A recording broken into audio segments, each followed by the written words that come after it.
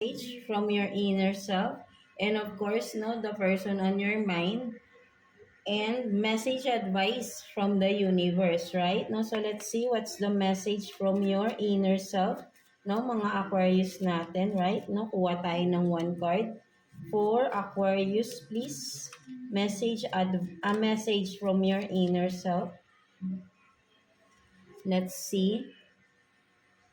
So you have this, no?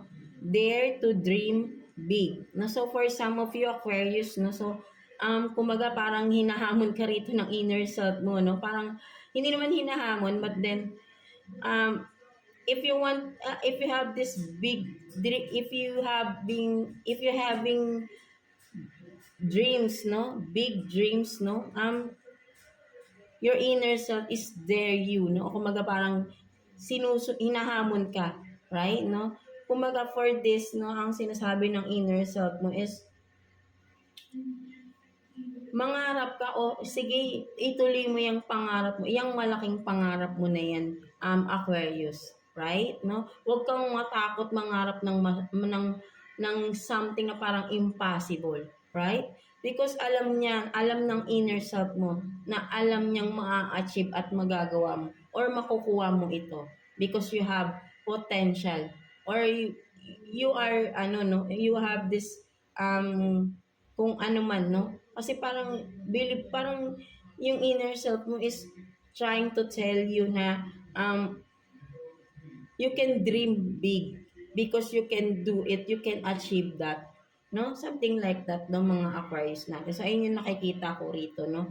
Dare to dream big, no? Something like that, no? So, kasi magagawa at ba kukuha mo yan kung ano man yung dreams na yan, no? Mga Aquarius natin, right? No? So, let's see the person on your mind, mga Aquarius natin. Let's see. Kuha tayo ng 3 cards for you, no? Aquarius, person on your mind, the one you are connected with, right? No? So, kung sino man ito, tingnan natin. For Aquarius, let's see.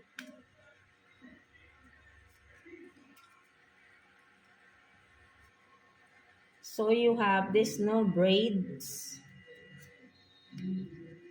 red lips,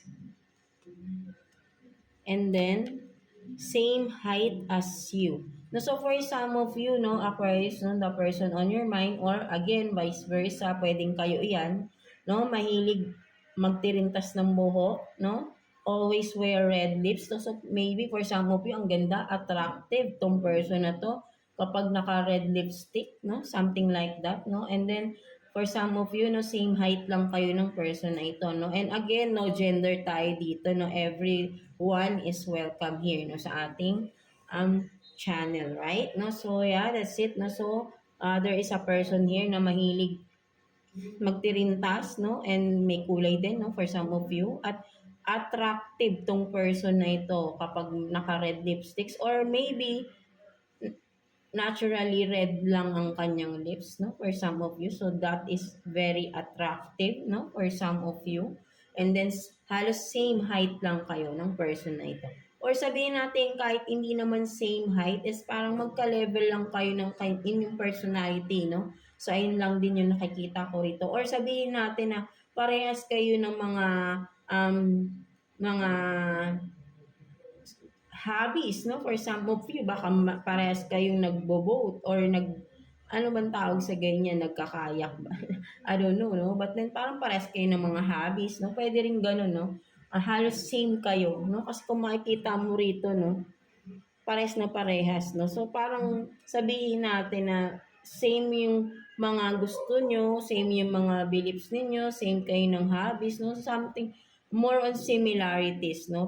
Kaya parang nagkakasundo rin kayo, no? For some of you, no? Mga Aquarius natin, if that's the case, right? No? So let's see, no? What else?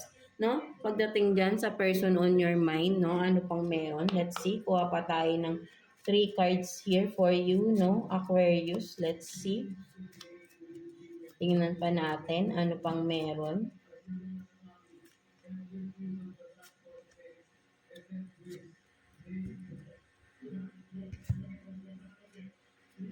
So you have this 4 of Pentacles in reverse.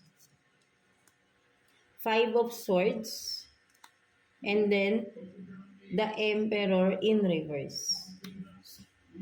So, yeah, for some of you, ang nakikita ko, no, the person on your mind, no, mga Aquarius, no, whoever it is this person, no, kumbaga parang ang nangyari sa inyo, nagkaroon kayo ng issue before or currently, no, for some of you, no, pagdating sa kaperahan, no, financially, right, no, may mga siguro may malaking halagang nawala, no? Something like that. At hindi niya sinasabi, no? Or itinago niya itong kung ano man ito, right? No? Regarding sa pera.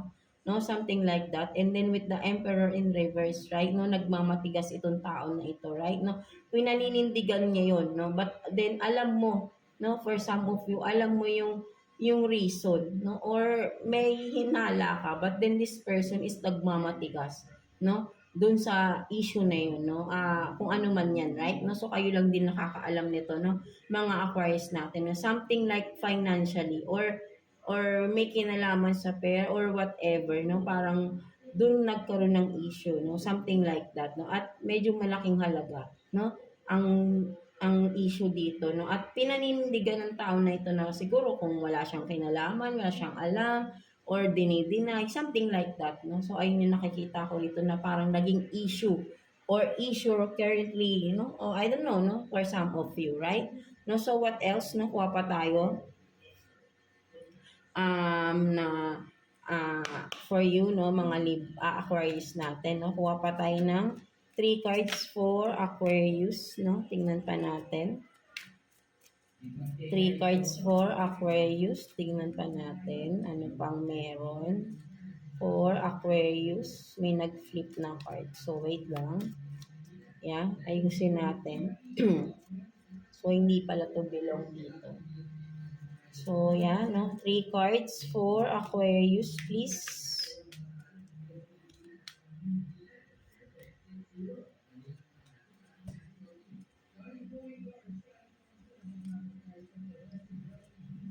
So, you have this, no? Grass is greener, no? Possibilities. And then, twin flame, divine connection.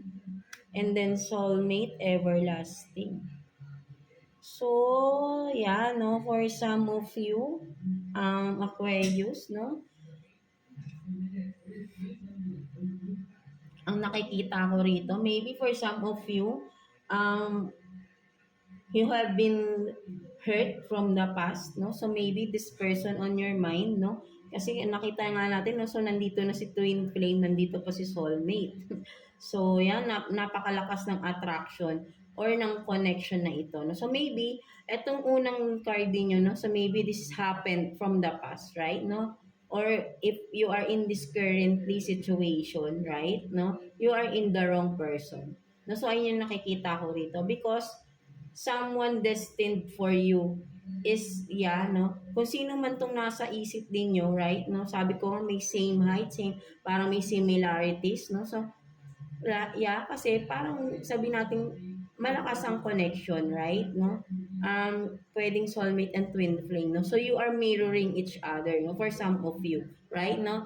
You have been through a lot of pain, no? From the past relationships, no, you had before, no, mga Aquarius, and now moving on, no, and from that, no, you will be heading, no, to this person, no, maybe for some of you parang this person is in the future pa, or if you are currently, no, or dealing with this person na, no, kung sino man, no, maybe alam nyo, this person is the one for you na, no? Ito na, kumbaga, ito na yung grass is greener na. Kumbaga, lahat ay maagiging, kumbaga, kung before ay hindi maganda yung karanasan niyo sa relationship niyo, no? Now is the grass is greener and much greenier pa, no? And possibilities, no? Positively, no? So, ayun nakikita ko rito, parang maliwanag na, ang ganda na ng outcome right here, no? So, ang nakikita ko, no, this person is the one na for you, no? If you are now dealing with this person, no, this new person, because for some of you, you have been hurt from the past, no, something like that, no, mga Aquarius. So ayun yung mas malinaw na nakikita ko dito. And now, if you have a new person na, no, for some of you, and this person is the one for you na, no, if you have this person na may similarities kayo, right, no, kumbaga parang nagkakasundo kayo in everything, no, hobbies, almost everything, no, something na talagang parang wow, eto na pala, no, nagkakasundo kayo. So this is the person for you, no, the divine connection, the one, no, sabi natin the one, no, something like that, right, no, mga Aquarius natin, no. So let's see what's the future outcome, no, for both of you, Aquarius. So kuha tayo ng one card here for you, Aquarius. Let's see anong future outcome mo with this person, no, ng with the um spiritual connection to, right, no, a destined one, right, no. So let's see.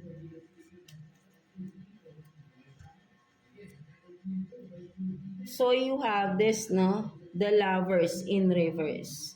So in the future, no, in the near future outcome ninyo, ang nakikita ko dito, no, maybe may mga pagdadaanan pa kayo, no. Kung if you are currently sabihin natin na parang hindi, kung hindi nyo pa to nami-meet, no, for some of you, maybe because may mga pinagdadaanan pa kayo. Like, for some of you, ikaw, you are still hurt from the past, no?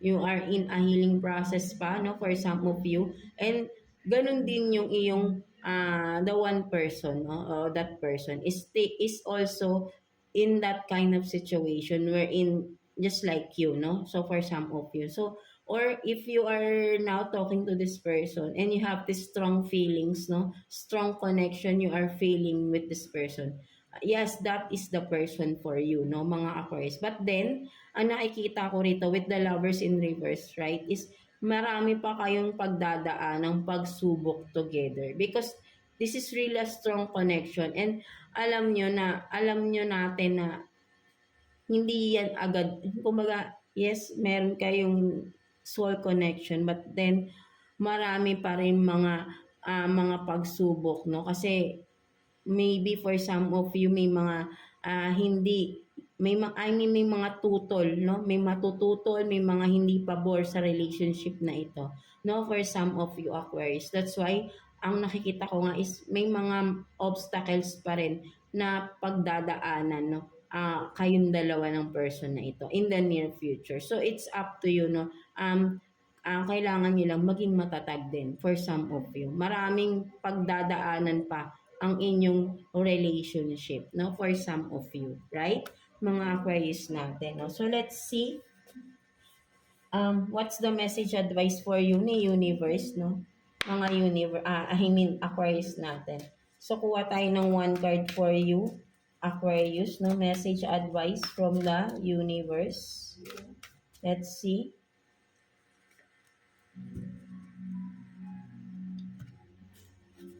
So you have this, I am open and ready to receive miracles, no. So wow, 'di ba? So sinasabi sa ni universe, no, be ready to receive miracles, no. So for some of you really, no, kasi you have this strong connection, the divine connection, no. So talagang si universe is nakaalalay sa inyo ng person mo, right, no. So be ready to receive miracles, no. So kumbaga parang si universe nandyan nakaalalay sa inyo sa lahat ng pagdadaanan ninyong pagsubok. So don't be afraid to take a risk, no, and take the leap of faith here, no, sa inyong relationship, no. Because the universe is being